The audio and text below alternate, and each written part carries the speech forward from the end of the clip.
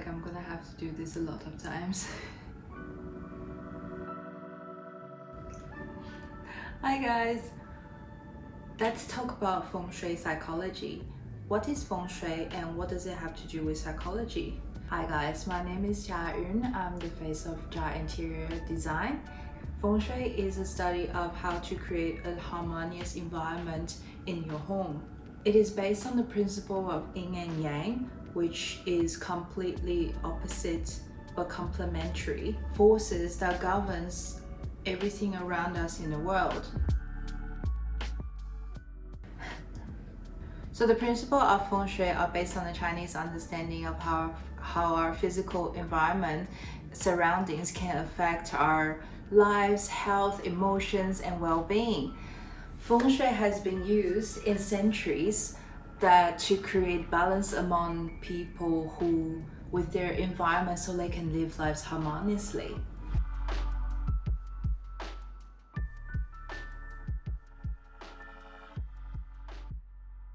So isn't it just like a superstitious belief? I mean, as an interior designer growing up from Taiwan and lived in Australia for almost 10 years, I can tell you, okay, story time, I used to never believe it and never take it into consideration. Mostly because my mother is a very traditional woman and that she's a strong believer in Feng Shui. And I will go against her just to piss her off. I know. So therefore, as much as I was not a strong believer when I was a child, the concept is really familiar to me. And 25 years later, I began to study Feng Shui again, but with a psychology point of view. So the practice have many subconscious psychological reasons behind it, such as our need for balance and harmony in our lives, which is why it also reflects how we arrange our furniture and how we decorate our space. In short, Feng Shui psychology is not only about the physical layout and space, it also takes into account our mental emotional state of mind of those who occupies it.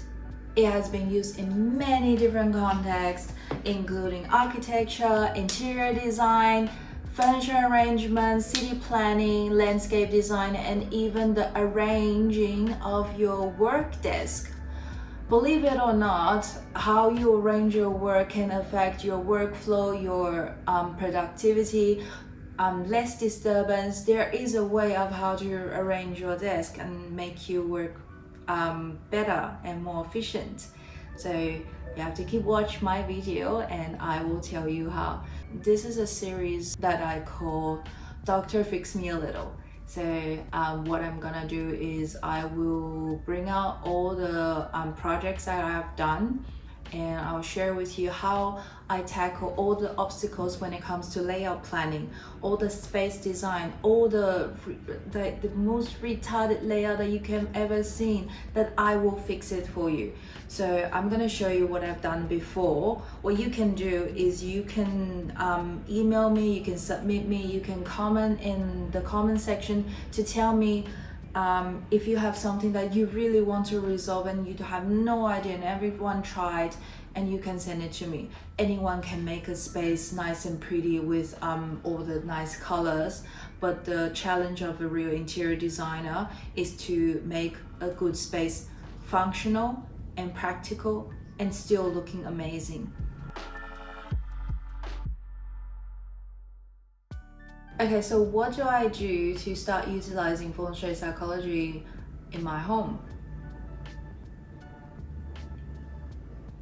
Now you have some basic understanding on Feng Shui psychology and we want to know how to make your home a better place. The very simple and easy approach is to declutter.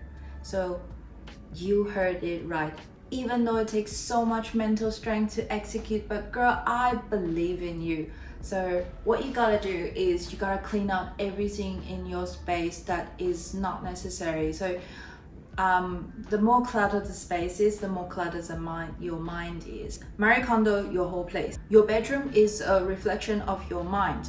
If your bedroom is messy and unorganized, your mind is messy and unorganized. So to make your house, your home, your workplace, your bedroom a good place to be, start cleaning up. You'll find the energy and momentum back straight away, and even more productive even, just by cleaning up your mess.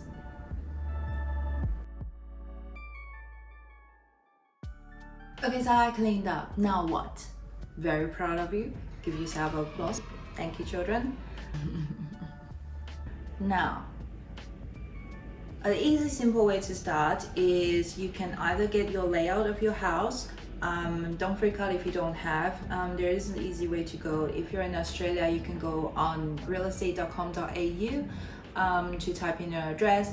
Most likely you'll get a floor plan up there from previous selling history. Now you can either draw out your layout so you get a better perspective of how your home look like and which one you want to start first.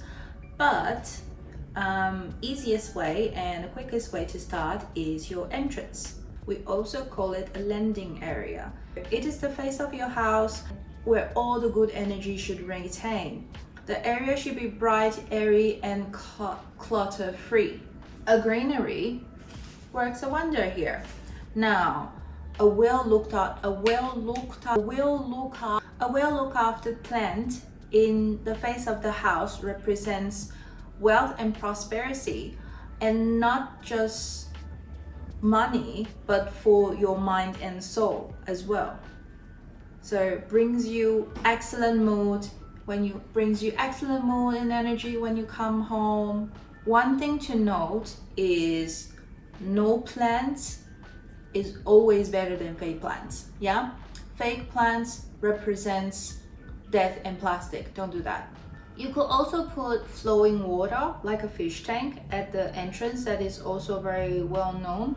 It represents life and it represents energy. Again, no fish is better than fake fish.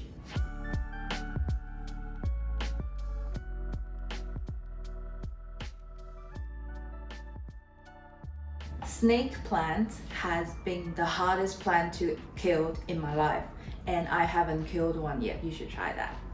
So moving on to the living area, where most of the activity takes place. Now, ideally we want the living room area to be bright and full of natural lights, and on the opposite side, the bedroom should be dimmed for peaceful and quiet for resting area, which we will get to that shortly. The position of the sofa is key, right? So where you position the sofa represents where the energy is gonna flow. Avoid direct facing the entrance. It shows vulnerability. So imagine you spread your legs wide open watching Netflix on the couch and somebody walks in. It probably doesn't happen, but subconsciously it creates instability in your mind. This is why Feng Shui is affecting our mind in this kind of way.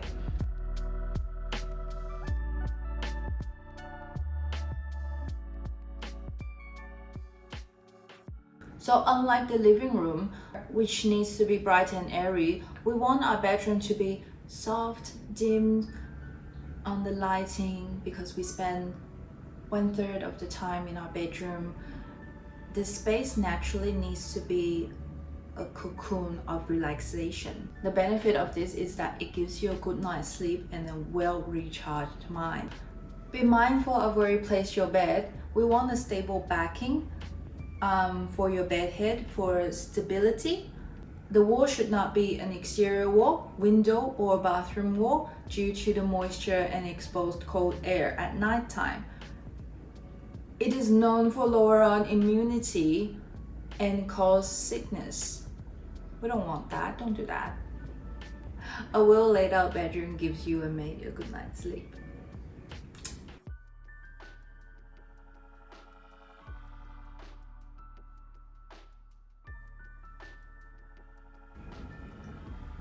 Now you know.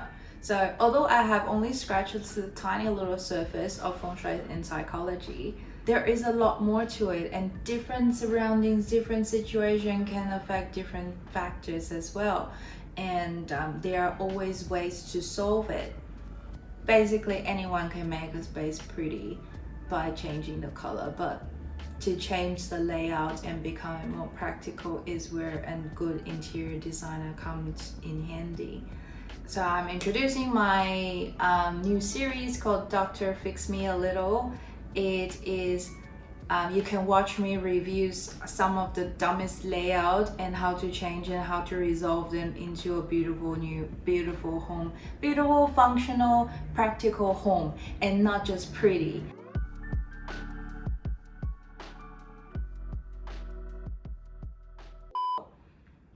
Avoid way that will block.